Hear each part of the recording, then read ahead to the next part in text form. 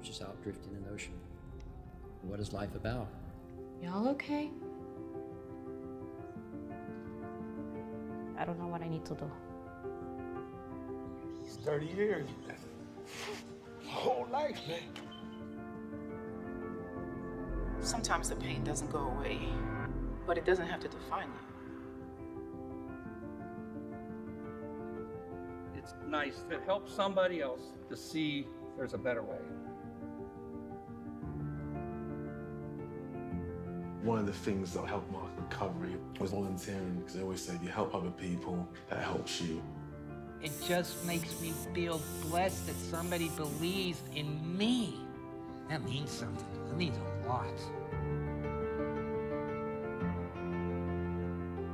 And then the bees, oh God, you talk about lifesavers. That's the real joy in life. Don't miss anyone, because there's so much in everyone that you can't believe it.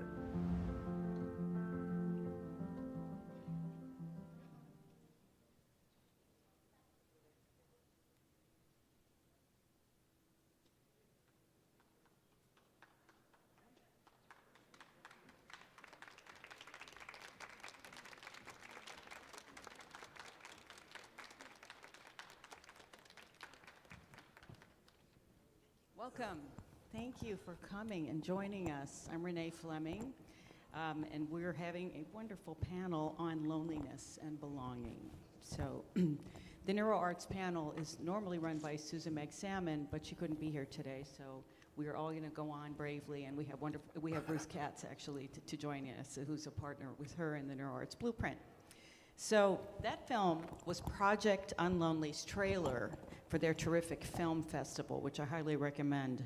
And we'll talk a little bit more about that later on in our hour. So there is a global epidemic of loneliness, division, social isolation, with impacts from social media, technology, and the pandemic. You've probably read a lot about it, you've heard a lot about it.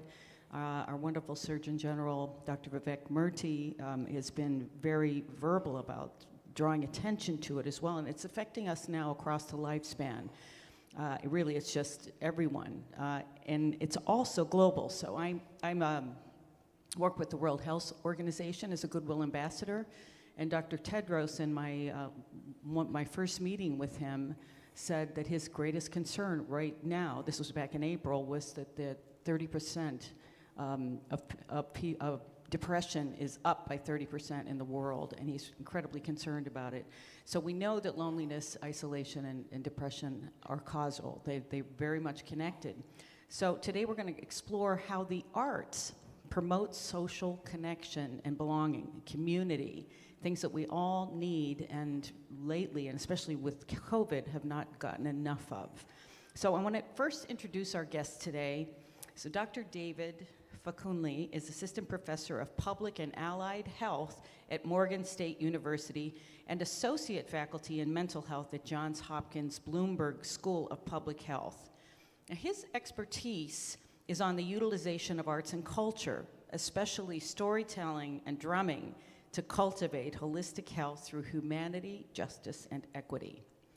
Sarah Lenslock is Senior Vice President for Policy and Brain Health at AARP, and she leads AARP's policy initiatives on brain health and dementia and is the Executive Director of the Global Council on Brain Health.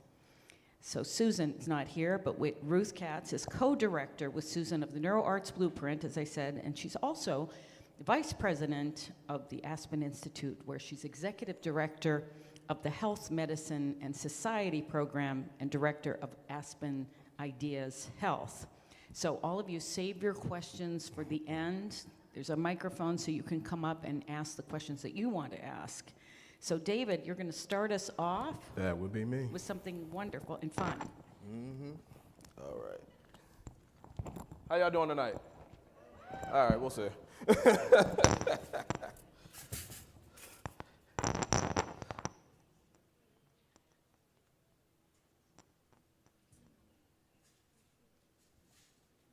Y'all seen one of these before.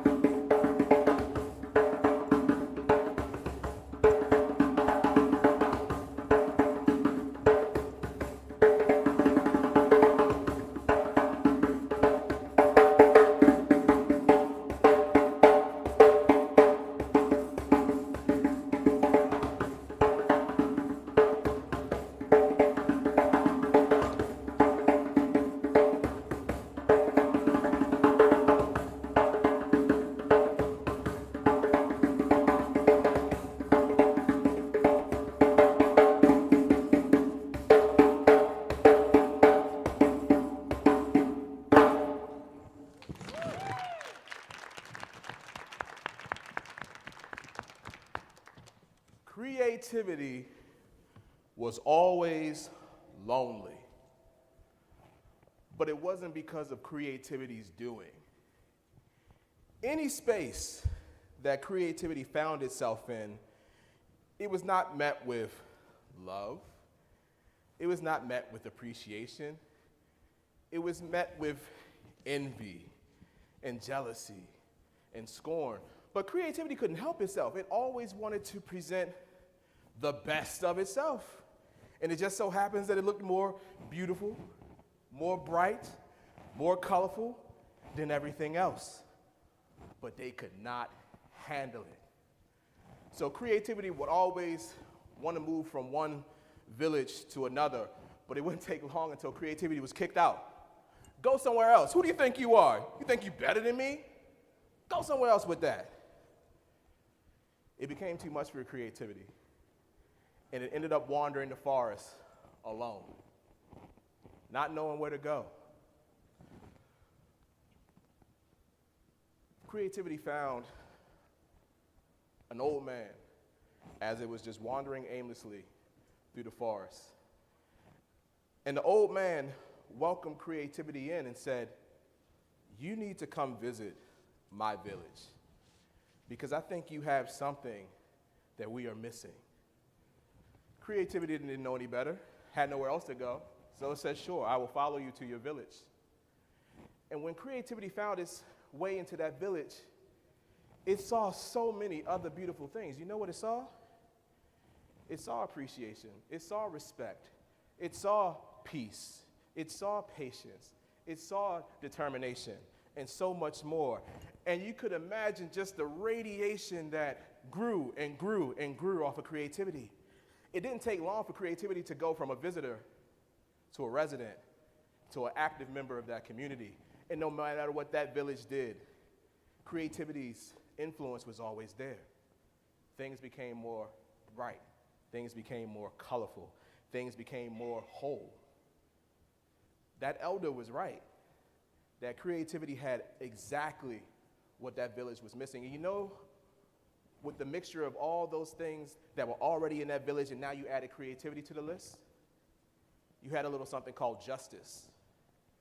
And justice was the assurance that that village and all the villages in the land, including where creativity originally came from, allowed for its people to have love, to have respect, to have appreciation, to have understanding, to have acknowledgement, and the opportunity to be the best version of itself. That's what creativity does for us. Ashe.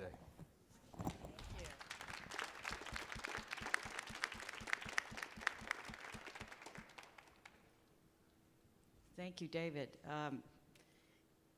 That's beautiful.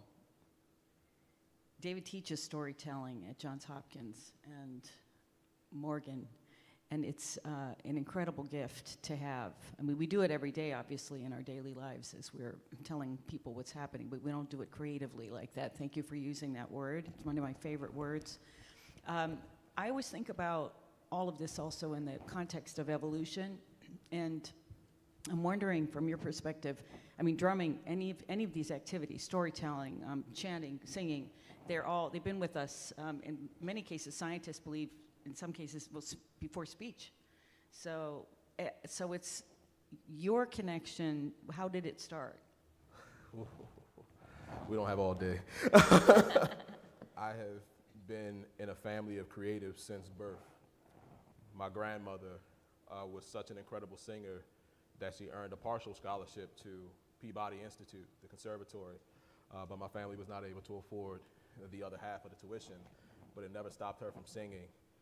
She's my mother's favorite gospel singer, and that comes even before Mahalia Jackson.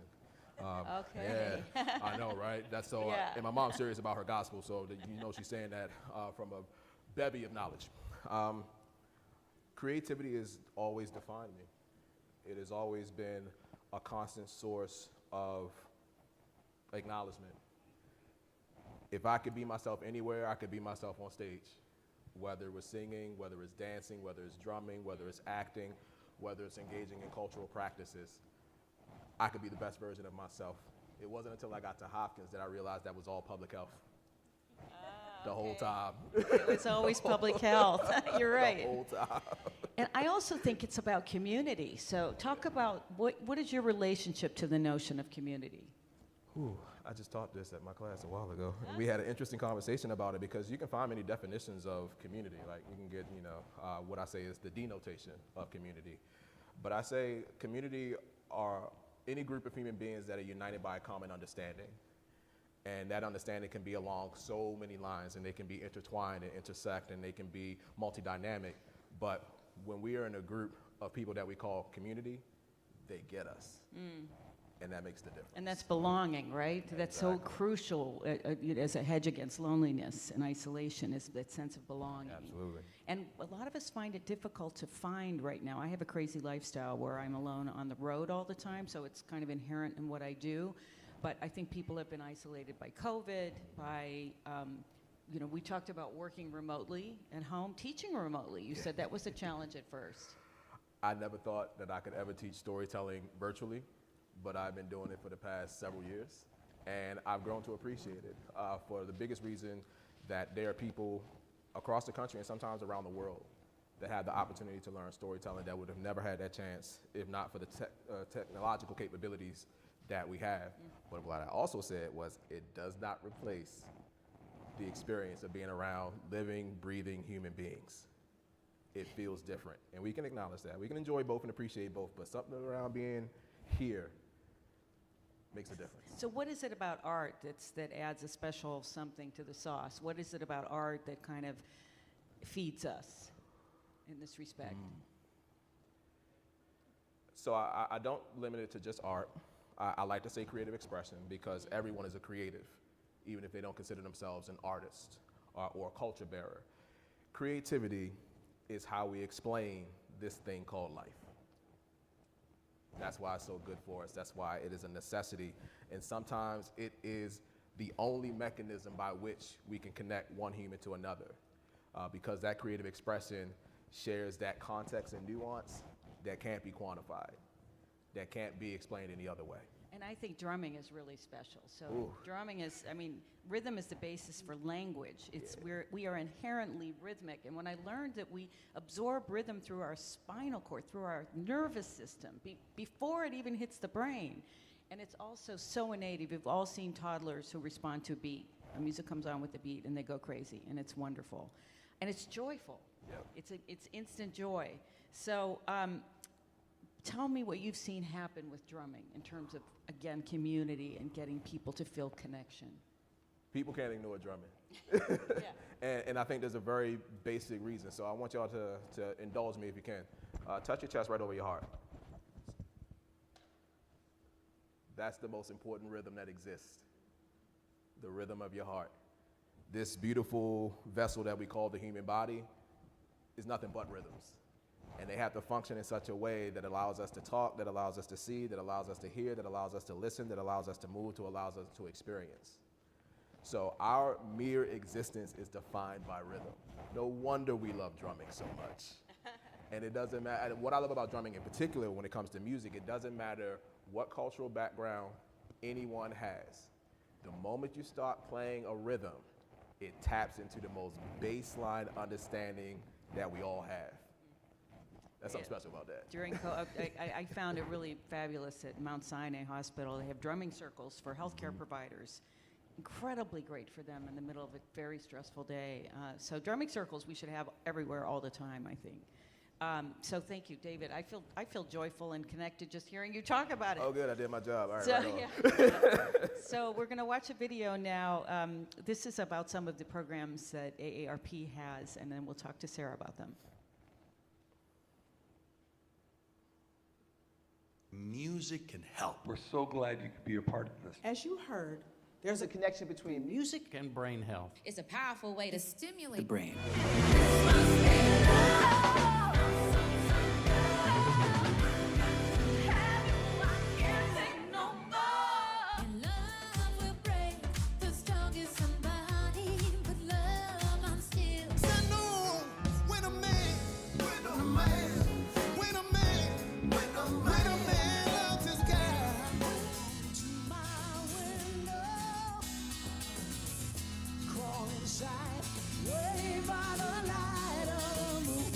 Welcome to AARP Virtual Concert celebrating Black History Month. Celebrating Black Music Month. So about Hispanic Heritage Month. Music is a healer, always has been, and I really appreciate AARP for really coming together with me. And then I started to write, and that really changed everything for me, writing songs. I started to first it was just Moon June stuff, and then I started to realize when my dad got sick that I could write about my life. Wherever you go, whatever you do, I will be right here waiting for you. Whatever it takes, or how my heart breaks, I will be right here waiting for you. Wow, that's amazing. Everything that AARP does, it's incredible the more I learn about it. I mean, tell us about what we just saw. What are these programs? So, Renee, your microphone's here. It should be on. You would think, since COVID, I'd learned about these microphone things. So, you know, AARP's going to be celebrating our 65th year next year, and a lot Not old enough yet to be in AARP, right? You can be any age. The goal is to get old, guys. And so anybody of any age is welcome to join AARP. Okay. But, you know, throughout our history, getting together, connecting people together to work for purpose, for common cause, has been sort of part of AARP's DNA. But when we experienced COVID, we were hearing from our members they were really hurting. They were isolated, they were lonely, people just couldn't be together. And so we came up with this idea of creating virtual concerts as a way of bringing people together. And you saw in the video, you could watch it on your cell phone, you could watch it on television, but we wanted to give people a way to respond and react. And so you could text your reactions. You could be like, hey, I'm from California, or I'm from Puerto Rico, or I'm from New York. And friends would tell friends, oh, you got to tune into this concert. And they could be together, but not be physically together. And music was so important as a way for people to connect. And you had mentioned to me backstage that it was very much intergenerational, and that's one of the coolest things about art in general. There's no age limit for being creative. No matter where you are or what's going on in your life, there are ways for you to express yourself and engage in the arts. And so music is a way to cross boundaries and cross generations, really, so that children, grandparents, adults, they hear and they listen to music. They know where they were when they heard that music for the first time, or when some special event happened connected with music. It's the last memory to go in patients who have various forms of dementia. Music memory, you can also kind of cue someone to remember who they are if you play music that they loved, usually when they were young. It's incredible. But I love that you have yoga, you have all of these digital classes now. Yeah, so we didn't want to leave the creatives that are not just fans of music. There's all kinds of artistic expression. We've got, if you go to AARP.org/VCC, AARP.org/VCC, it stands for Virtual Community Center, because it's about bringing people together. And whether it's teaching a yoga class or painting, it's a way to do things. And in community, and you were saying it's people who are thinking alike in community, or being together, or sharing something. One of the most fun things was this dance event that we had, where every Saturday morning there would be a band, but there would be this dance-a-thon, and literally you'd see the screen scrolling. Hi, I'm here from Mexico, and here I'm here from wherever, and my grandkids are here, and they'd be holding up pictures in the video of their loved ones they were missing, and it was just so wonderful to be together, even if we couldn't physically be together. Sounds like it was fun, genuinely fun.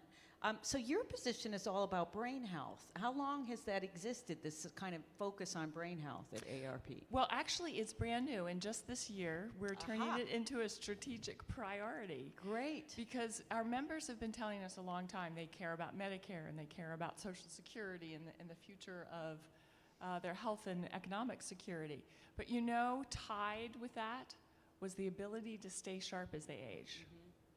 And what's so fascinating, and actually that's one of the reasons that I know Ruth and have met you, is this: people are really tuning in as our society gets older and aging. It's a great thing, but people are concerned about what their brain health is going to be as they age. And so we're trying to address our members' concerns about, hey, it's important for me to stay independent, stay engaged, right, and participate in life. Learn a new instrument, learn something new all the time, stay engaged, exactly, and stay social too, right? Actually, we talk about 6 pillars of brain health, and the very first one that we talk about is be social. And it's for the exact reasons of loneliness is actually a killer. You increase your risk for chronic disease of all kinds if you are socially isolated and feel lonely. And you began, Renée, talking about that we've got an epidemic of loneliness. Even before COVID, the National Academies of Medicine did a study, and 1 out of 4 people over the age of 45 reported that they were lonely, and 1 out of 3 people 65 and older. So being social is incredibly important for people, for your physical health, for your emotional health, and your mental well-being. And at a certain point, we have to make an effort sometimes. You know, my mother passed away about a month ago, and I watched her life in the last couple of years kind of diminish because people that she knew had either passed away or moved away, and she couldn't get out anymore. And even though she had people taking care of her, it's not the same. And you could just see the life get smaller and smaller. And of course, would she come and live near us? No, but that's another issue. And so there's no question that we have to strategize and really think of ways to do things. I got on the bike this morning with my neighbors and went out on this gorgeous day and enjoyed the color. I mean, the fall color is so stunning right now because I'm thinking about it too, that I need to make an effort to get out and be social. So I'm gonna come back to you because we're gonna talk about policy, but can we watch the Surgeon General's advisory, please? Loneliness is far more than just a bad feeling. Being socially disconnected, which can range from feeling alone to being isolated, is bad both for individual and societal health. Research shows that loneliness and isolation are associated with a greater risk of heart disease, dementia, stroke, depression, anxiety, and premature death. In fact, lacking connection can increase the risk of premature death to levels comparable to smoking daily. Loneliness and social isolation are also far more common than we might realize. About 1 in 2 American adults report experiencing loneliness. Everyone can be impacted across all ages, socioeconomic conditions, and geographies. This widespread disconnection presents profound threats to our health and well-being. Social connection is as fundamental to our mental and physical health as food, water, and sleep, and it affects our performance and productivity at work, school, and in our communities. Now is the time to invest in building social connection. This first ever Surgeon General's advisory on our epidemic of loneliness and isolation shows us how. The keys to connection are simple. Answer a phone call from a friend. Invite someone over to share a meal. Listen and be present during conversation. Seek out opportunities to serve others. These steps may seem small, but they're extraordinarily powerful. By strengthening our relationships, we can improve our heart and brain health, reduce our risk of diabetes and high blood pressure, boost our immune systems, and lower our risk of depression. We can build lives and communities that are healthier and happier, and we can ensure our country and the world are better poised than ever to take on the challenges that lie ahead. Visit surgeongeneral.gov/connection to learn more. Even his speaking voice makes me feel better. So Ruth Katz, actually, I had a wonderful experience in Aspen this summer at a restaurant because we were together and Vivek Murthy, their Surgeon General, walked over and practically, I think he genuflected. I think he literally bowed down to her because she was his public health dean at Yale some years ago. And I just wonder, it made me think, how many people are running around the country who've been really influenced by you? It's incredible. Okay, I'm going to really date myself.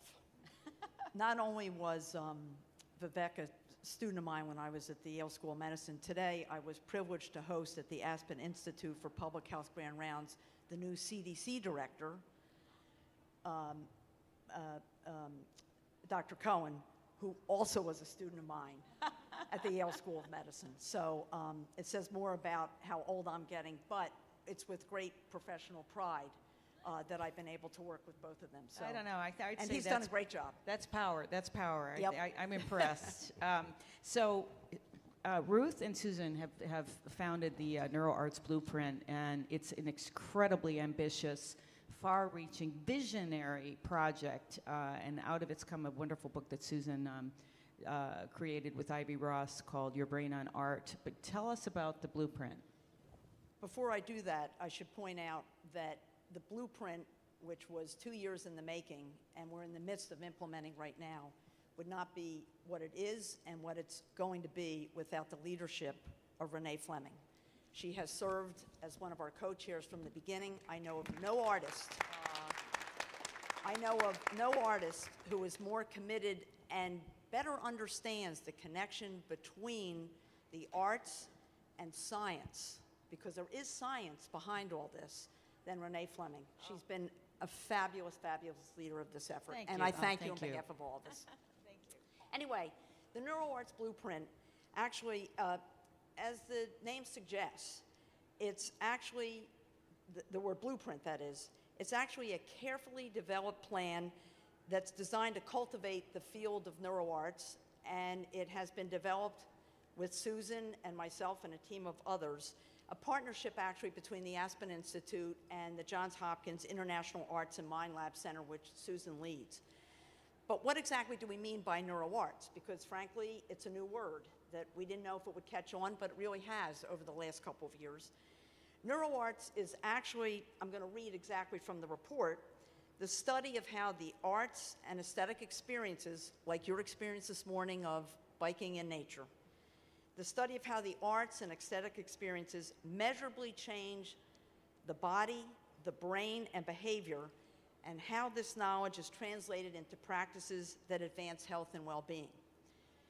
Here's how I usually put it. It's all about the positive impact that the arts have on health and well-being, not just of individuals, but of communities that David was speaking about. That's what the arts do. And picking up a little bit on what David had talked about when he had us put our hand over our heart, we've known all this innately for a long time, that there is this connection. And what the NeuroArts Blueprint is all about is showing that the science is behind it.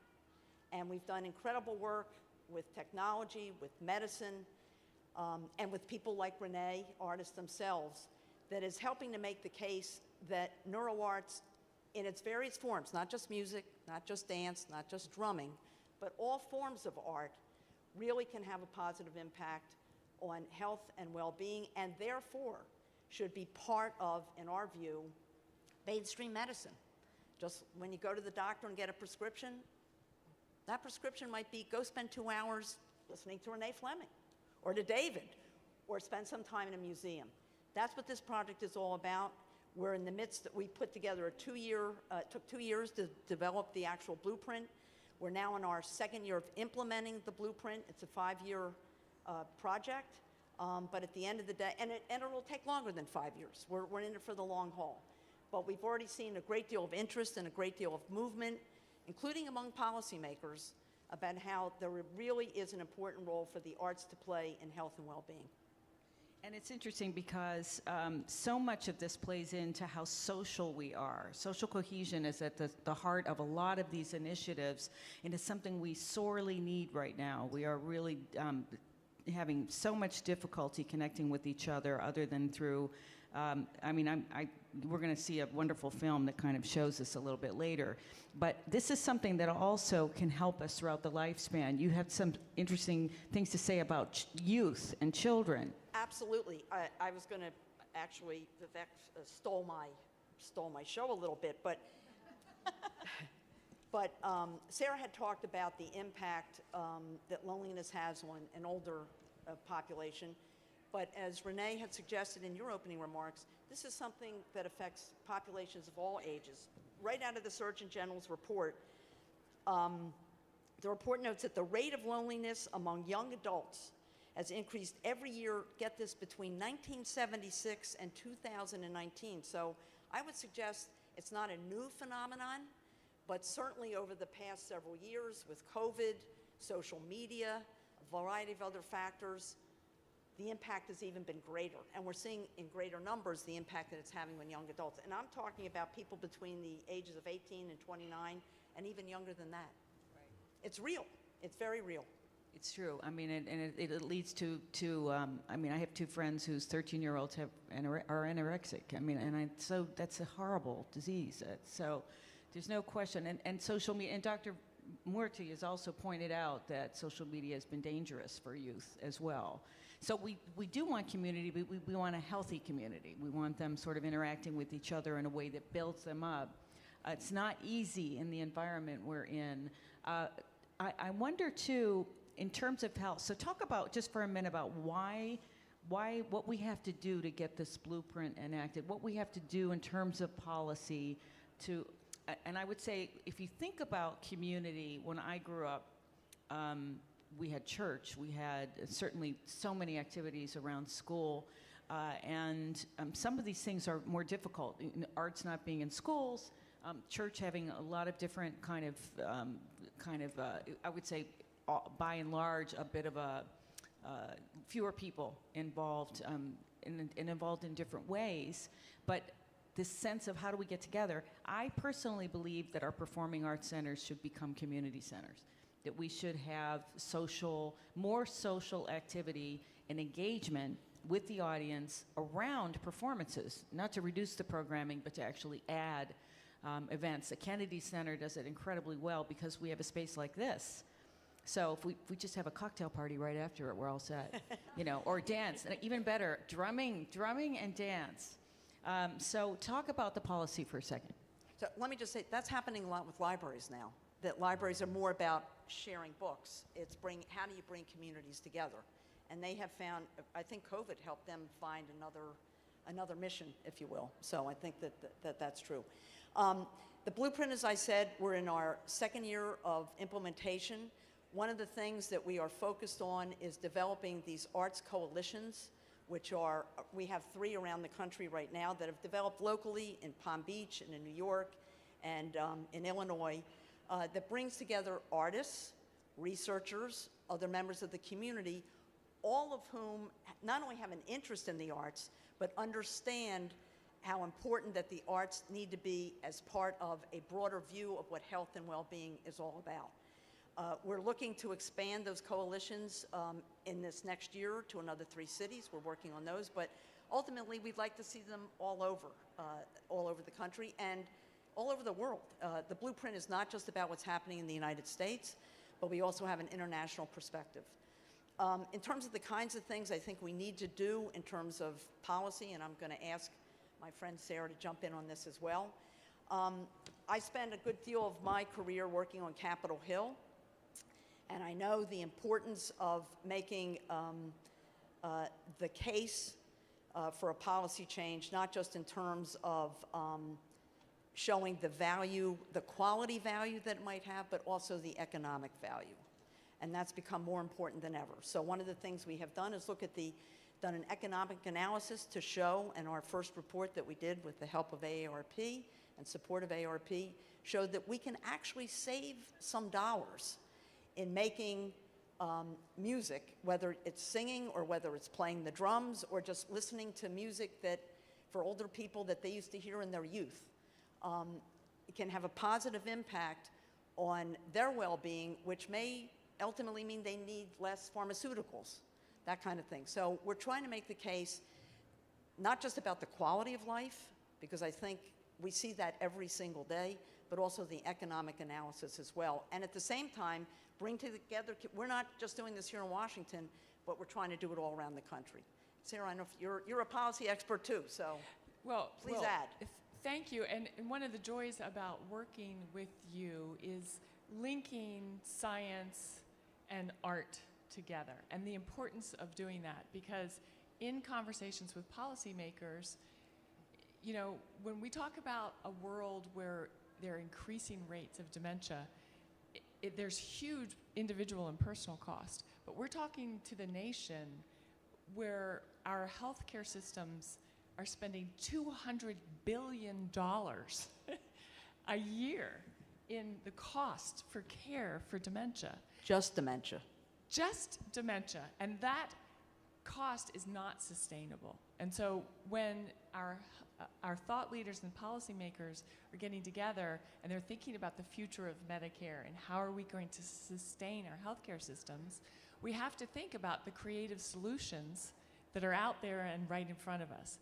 And we've all talked about how ancient music is and just this instinctual knowledge that it works.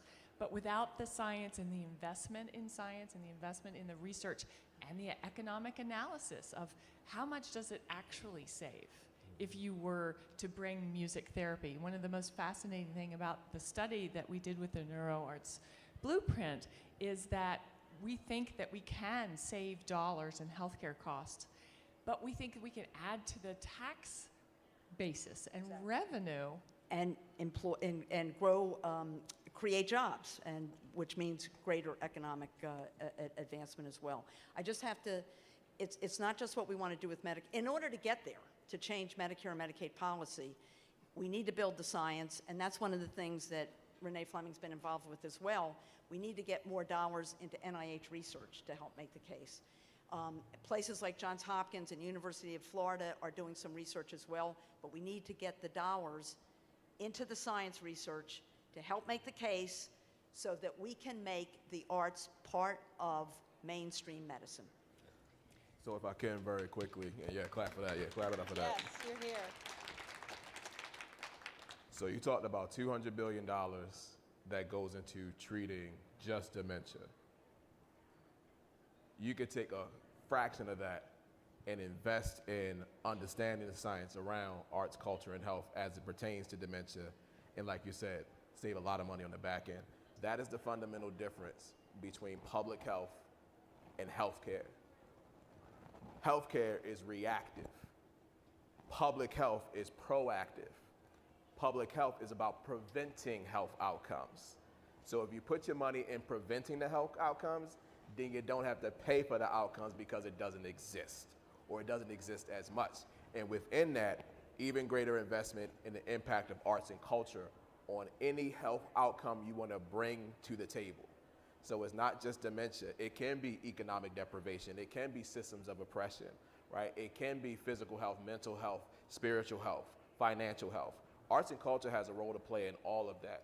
And if you look at it as part of the preventative measures, when it comes to health outcomes that we deal with, typically generationally and perpetually, changes where your money goes. And just one more thing. It's not just about individual outcomes, it's about communities as well. It's the health and well-being of communities. It's all interconnected, and that's the point. Exactly. It's all interconnected. Yep, and exactly. I want to give an example of that. I recently went to AARP Hawaii to do brain health training and education for folks.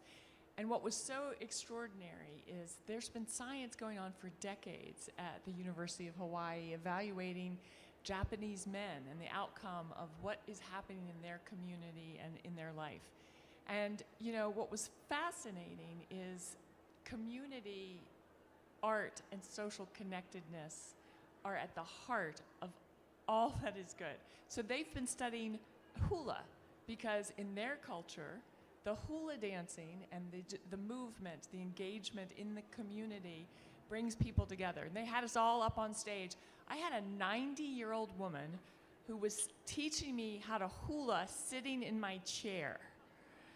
And it was just... You going to show us now? I only wish I could do it as well as she could. But it's like anybody of any age can engage in this and connect with people. I had never met this woman before, but now I have this connection with her because she brought me into her culture.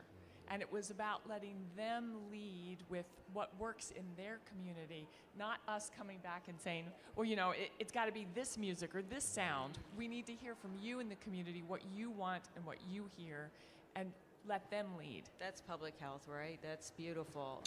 And the Blue Zone, I don't know if any of you watched this Netflix series, but the first one is in Japan, and it's really, it's fantastic. I think about it a lot. I saw it. So we have a film now, Jeremy Nobel, from the Foundation for Arts and Healing, and it's about his project Unlonely. Go ahead. How is it that the arts help us be healthy and well? I think it's through 4 very special powers that the arts have. First, the ability to engage our attention. At a time when we're often distracted, wandering through social media, through the events of the day, the arts bring us into the moment. The second thing the arts do is they inspire us. Now that's a special form of motivation that takes us to a higher view of what we can do and how we can be active to have the world we want to live in and fully participate in that world. The third thing the arts do is they empower us to believe we can achieve that inspirational vision. And the fourth thing the arts do is they connect us. Let's focus there for now, for the theme of the evening, connection. So Project Unlonely has been the signature initiative of the Foundation for Art and Healing for almost 10 years. We have 3 goals. First is to increase awareness about loneliness and its toxicities, much of which has been brought to the fore by the Surgeon General in his recent HHS report on loneliness as a public health challenge. The second is to reduce the stigma that surrounds loneliness. So we have conversations of the type we'll have this evening to unpack, explore it, and detoxify that stigma. And the third is to put arts-based programming out in the community so people can have the experience of connecting through creative expression and the conversations that naturally flow from that. So how is it that the arts actually connect us? I think in 3 very important ways. The arts change our brains, change our minds, and change our behaviors. The arts act on the brain by reducing the stress hormones cortisol and increasing the feel-good hormones of serotonin, dopamine, endorphins, oxytocin. So to begin with, you're relaxed and in a good mood. That's not a bad way to connect. But it's also clear from neurophysiologic research that the arts interact with the social cognition mechanisms of our brain, inviting us to be more fully engaged with the people around us, engaging with a sense of optimism, curiosity, empathy, and compassion. Very powerful. And through that activity, it changes our minds about what connecting with other people can be like. That it can be a source of joy, pleasure, discovery, and not what for many people is a kind of anxiety or uncertainty about being valued, being connected. And then lastly, it changes our behaviors. It actually invites us to form, shape, and share our personal stories so we can be visible and apparent to other people and see other people for who they are when they exchange their stories back with us. And the second video is one of his short films. He has a fantastic film festival every year. It's a really wonderful initiative, but this is only 2 minutes.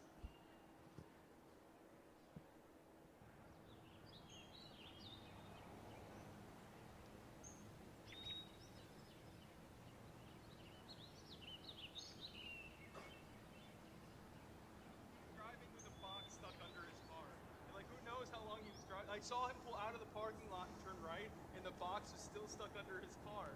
So who knows how long he was driving with that box under his car. I bet he got home, he pulled into his driveway. Out in the sky. I'm not wow. Like, it's not I don't think it's real. Oh, I don't think it's maybe real. There's I see the lineup for cars. It's getting wasted. The Empire State Building is like really close to it, so it's a good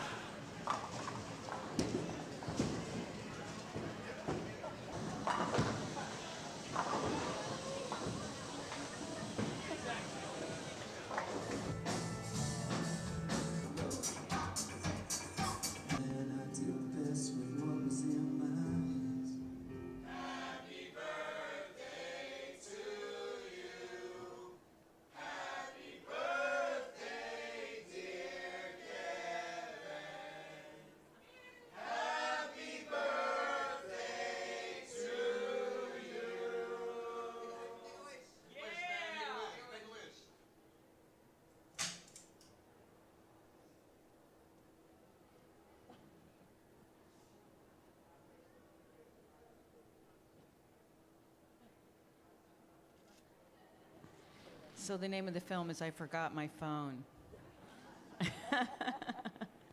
But it's true. I mean, that's another reason why it's more difficult to connect now. I actually have been really pretty good at curbing my use of the phone because the news feed draws me in too much, and it's a very unhappy news feed. Yeah, doom scrolling. Doom scrolling, exactly. There's a term for everything, everybody. Yeah. So I've started reading. It's really good. So we'll take your questions now, but I want to just tell you a little bit about Jeremy. So he's this Foundation for Arts and Healing, this project Unlonely. It's been 10 years now. I remember when I talked to him right when he started it, I think, or not shortly after. I think he was at Harvard, a Harvard professor, right? And it's all about really unpacking this epidemic that is now worldwide and quite serious. And it hasn't gotten any better since he started. So I'm really glad that he's doing this. But definitely check out his website. So I think there's a microphone up front if anybody wants to get up and talk to us about anything. Any brave souls?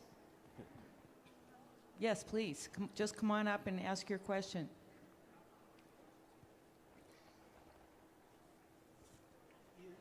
Is your focus creative expression of all types, including artistic and gustatory or comedic or otherwise, or is the scientific focus more narrow?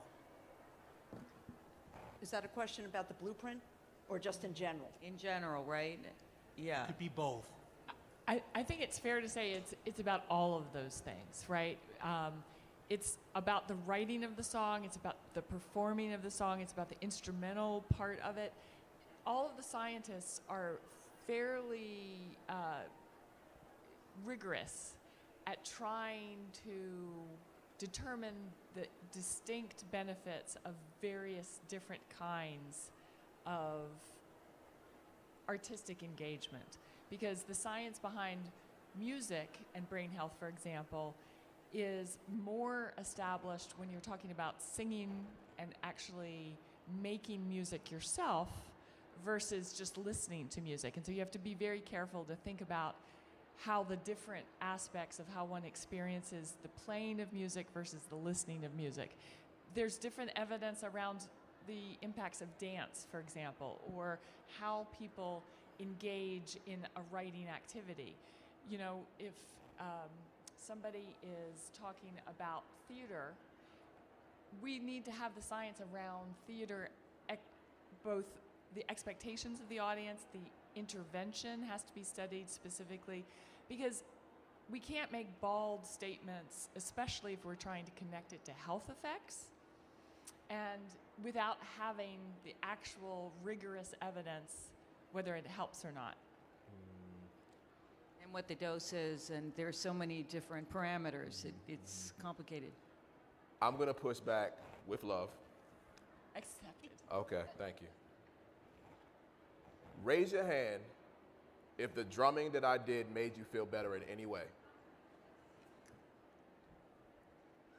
I accept your data.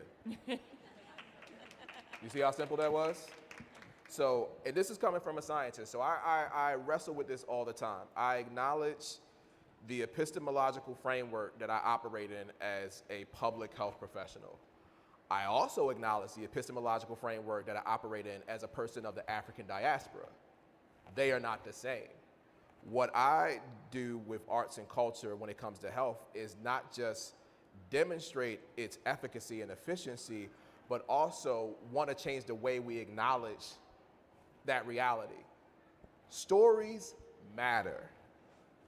Stories beat good statistics every single day of the week and twice on Sunday. So much of what we see in our society is dictated by narrative. So clearly it's a powerful methodology to get pretty much anything done in this world. It's not to say that we shouldn't have the neurological science and that metric by which to know arts and culture works, but I promise you, more times than not, the stories are what are going to convince people. You take me to Capitol Hill, you take me to Annapolis, you take me to Baltimore, they're not going to want to see an MRI, right?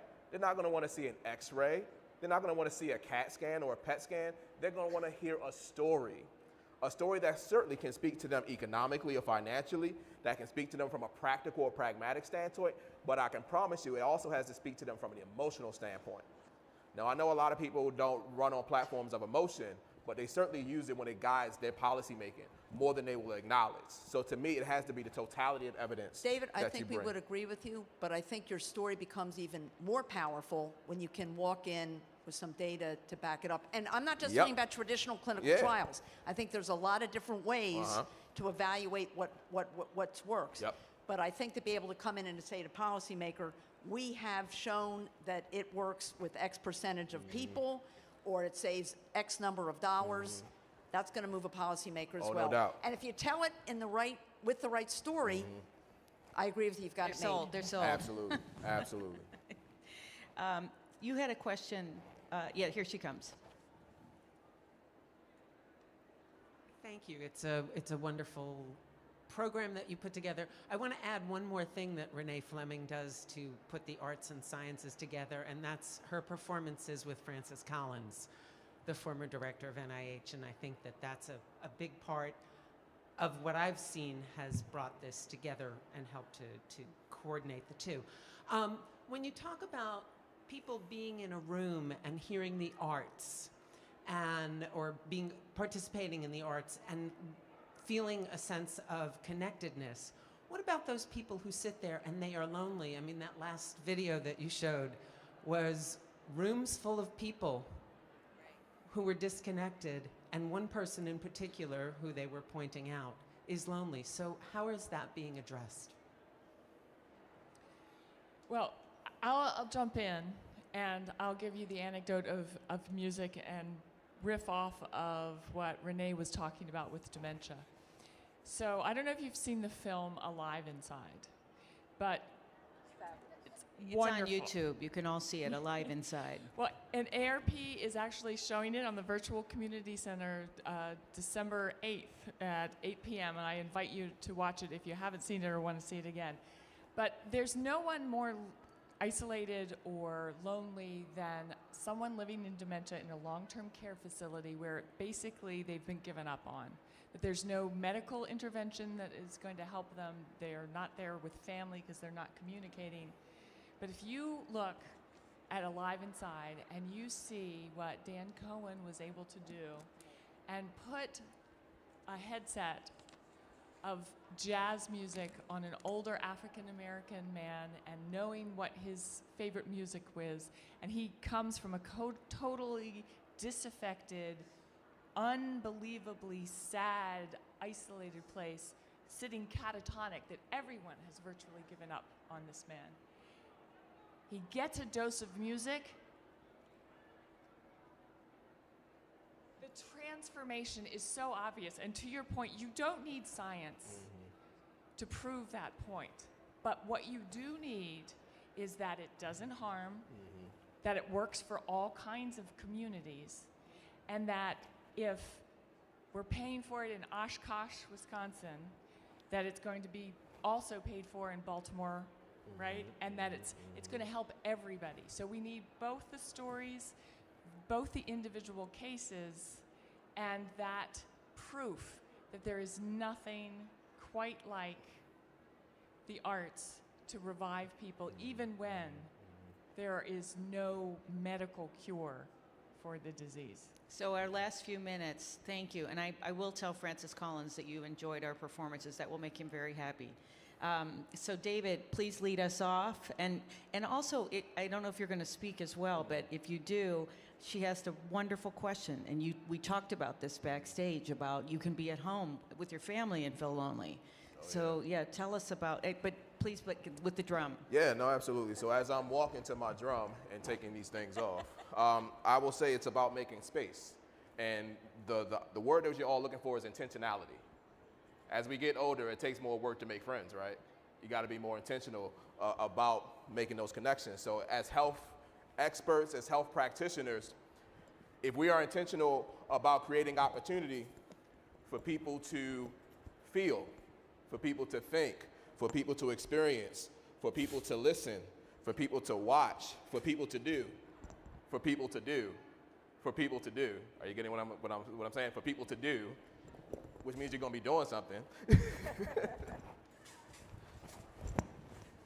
there's this magical experience that, yes, we can verify both quantitatively and qualitatively that shows an opportunity to be around the space of creativity does something for us. And more times than not, it does us some good.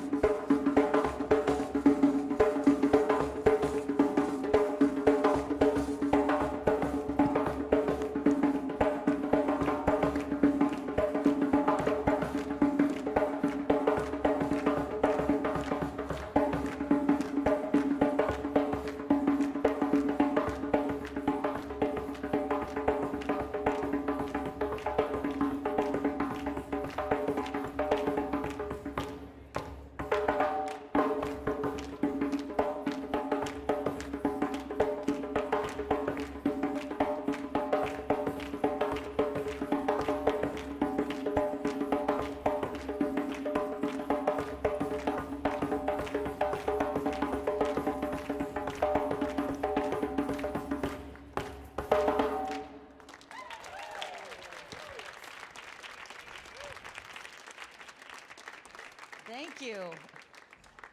I feel revived. Thank you so much for coming. It was really wonderful to see you all here, and I hope there was food for thought. There's so much more to explore. The whole question of research and what the purpose of it is for. We didn't even talk about actual interventions that are artistic in nature that really can help with certain outcomes when people have various disorders. But then this, for public health and for general health and well-being, this is mana. This is really wonderful. Thank you all. Enjoy your evening.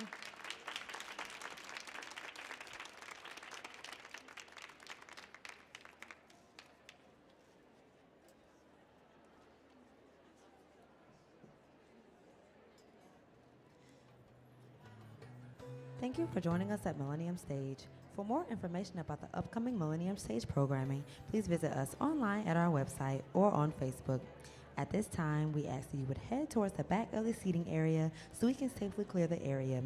If you would like to meet with the artists or browse their